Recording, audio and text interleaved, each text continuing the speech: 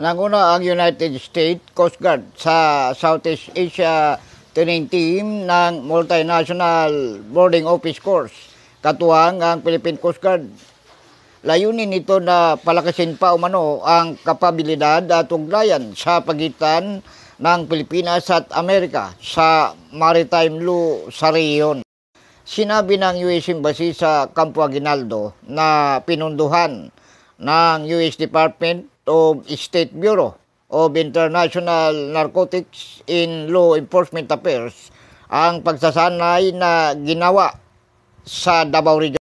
Tinalakay umano ang iba't ibang paksa gaya ng maritime law, evidence collection in preservation, safety in risk mitigation at arresting technique. Nasa 32 ang dumalo kabilang umano ang 20 mula sa Philippine Coast Guard at PNP Maritime Group.